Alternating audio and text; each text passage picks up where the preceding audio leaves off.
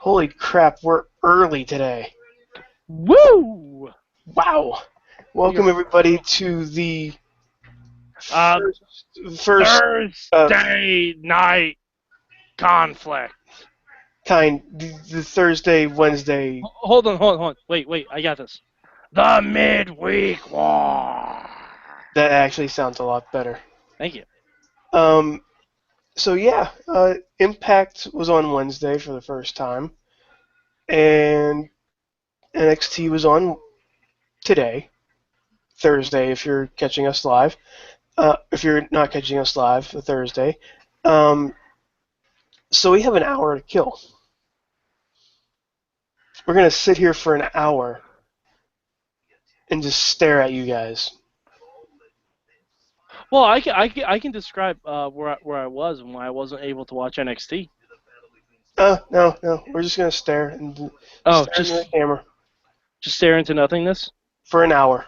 Okay, for an hour. For an hour. Hmm. Should we give like some Nope. background theme? Nope. No. Nope. Hour.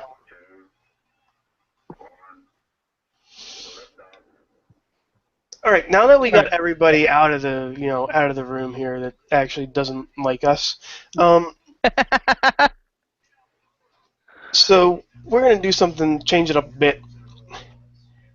I barely watched TNA.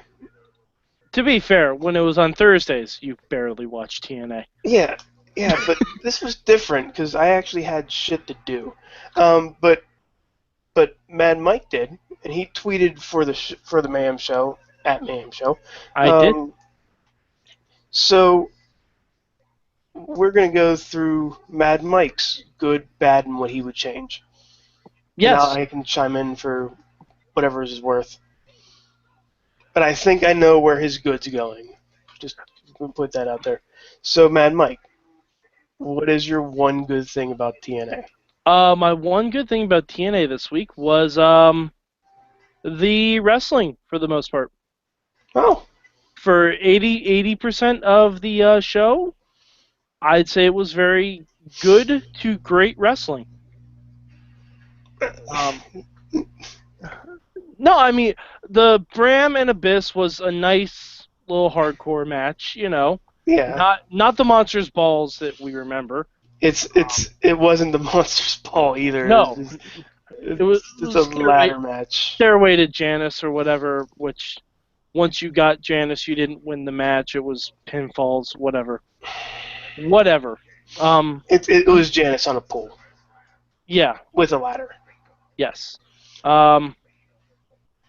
The Samoa Joe low-key match was really good. Of course they are. That's one constant that you know, because they've been there, they've been through ROH and all that. They're going to have a good match. It's not, Samoa Joe from ROH. Oh, and it's not low-key from even early TNA, but essentially. Yeah, that too. But the only thing that bothered me about that match is they kept referring to how old Samoa Joe and Low-Ki were. Like that Low-Ki was in TNA 12 years ago or 10 years ago or something like that. And I'm like, oh, really, don't mention that. Don't mention that because the X Division is supposed to be like the young guys, the up-and-comers, and no. Like, no. You shouldn't point out that Low-Ki wrestled your first X Division match ever. You should not point that out. Well, it's kind of like what they do with RVD sometimes. They go, I mean, this is going back to WWE, but it was more of a nostalgia factor that, hey, remember this guy? But I can see your point that they're really, really pushing the fact that these guys have wrestled a lot. Yeah, but they don't refer to RVD as a youngster.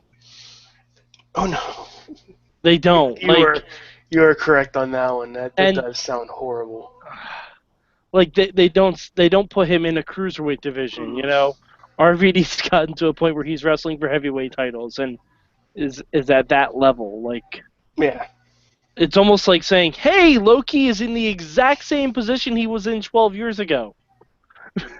But um, Uh, the Gail Kim Angelina Love match was fine. It wasn't as good as Gail Kim I versus did Tammy not Terrell. like that match at all. That's the one. That's the first match that I saw, and I was completely turned off by it. Well, I mean, Angelina Love is not the no, greatest she's wrestler. not. And I pointed this out on Twitter. If your best moment in that match was a good spot, by the way, was a spot off the top of of the top of the ropes into a steel chair. It's not a good. I don't know if I'm thinking too much into it, but it just seemed like they were trying to be non-diva. They were trying to redo Gail Kim Terrell Yeah, because they were. that match was actually really good.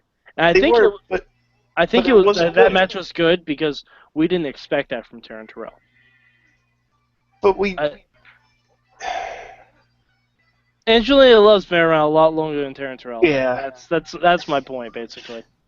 And also, Um, I'm watching Hornswoggle as a cow right now. I noticed I could hear it in the background. And and I have to say the six sides of steel. It was good. It That was was a good to see it back. that was a good match. It was good to see it back. It was good to see back Mhm. the the hexagonal cage. Yeah. They had a double Tower of Doom spot, which, I mean, if you want to make me a mark for a match, you put in one Tower of Doom. If you want to make Hmm. me really love a match, you put in two Towers of Doom. I mean, that's just that's always going to be a winner for me. The only real low light with the matches was Anderson versus Sam Shaw Oh, God, why do they have that match? because Mr. Anderson's a douchebag. Oh, that's right. Yep. So what Uh, is your one bad thing about last night? my one bad thing, Bram beat Abyss. I don't get it. I don't get Bram. No, I don't either. Like, is it just because he's Ric Flair's son-in-law? Is that the only reason he's getting pushed? Oh God. Like, I think that is Ugh. it. I think that's the only reason. And like that whole match, like it was a fine match, but they didn't explain the rules. Like you'd think a Stairway to Janice, where it's a ladder match where you have to get Janice, you win once you get Janice because it's like for possession of Janice. But the match didn't end then. Mm. Like I It it was confusing whenever they announced it yes. because were you on the show last week or is that just Matt? No, we were both on the show. No, I was there. Yeah, we were discussing how confusing the match sounded because they didn't technically say that the winner of the match is by pinfall. Yeah.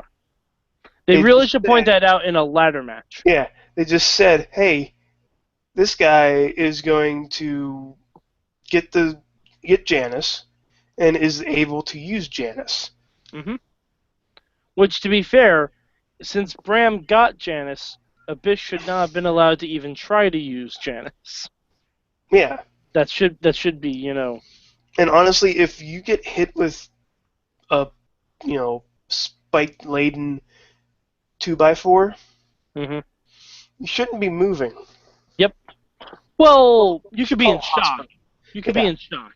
So, So, and the one thing I would change, hmm um, Mr. Anderson.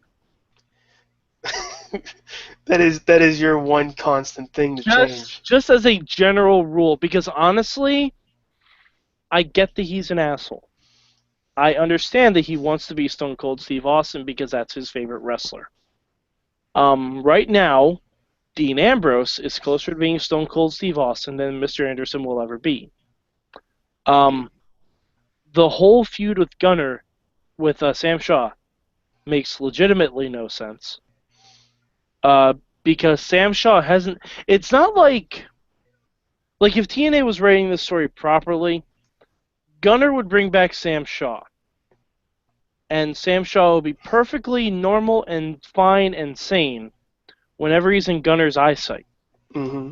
But like if Gunner would turn his back, Sam Shaw should be like pull out a Christy Hemme mannequin head and just stroke it like, yeah, yeah, I'm Oh still God, that guy. that's I'm still that guy, Kenny. And or like or not just use it like on. just do it with his eyes because Sam Shaw was very good at the creepy character. Hmm. And and if you do that like out of eyesight of Gunner, so Anderson's like, look, he hasn't changed at all. But Sam Yeah, Shaw that would has, be good. But that would be that means it's good TNA storyline. yeah, but Sam Shaw hasn't done anything to warrant Mm. Anderson's like vehement denial that Sam Shaw hasn't changed. Like he hasn't done a single thing, and I don't costing someone a match accidentally does not count Nope. because that doesn't mean you're a creepy bastard. That means you just have shit timing. Like Mm. I, Mr. Anderson as a concept needs to change. He needs to be a heel again because that character that he's doing does not work as a face. It doesn't. It It does not at just all. doesn't. It just does not. I don't think it would work as a heel either. Oh no, I 'Cause think I think it'll work.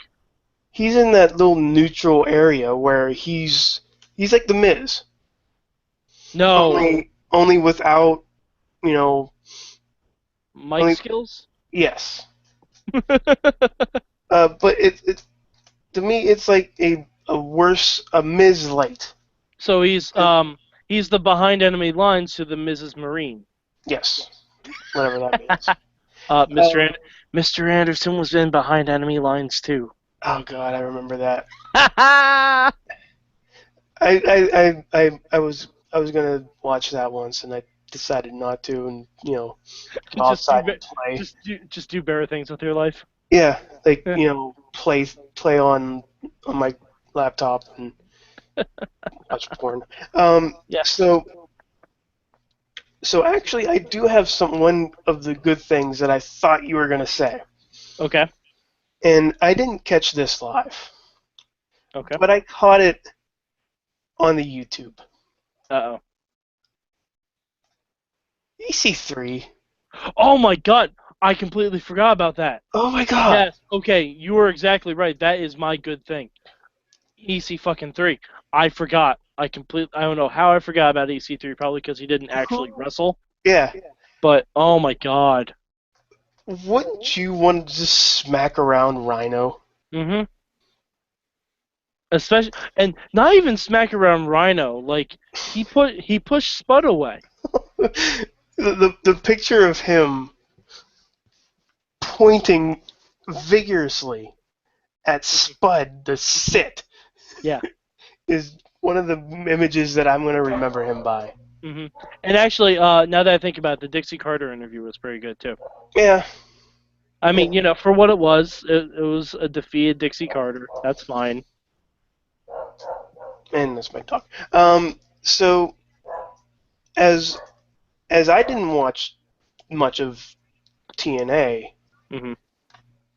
that I have not seen thing one of NXT. So mhm, Riz, yes, paint me a word picture of NXT in a good, bad, and things you would change okay, about the company. And keep in mind that I think the tag match of my soul was this week, right? The Vaudevillains versus Enzo and Cass. yeah. I The hold on. I need to mentally prepare myself for that. Okay, I'm ready. my good thing is the tag team finals.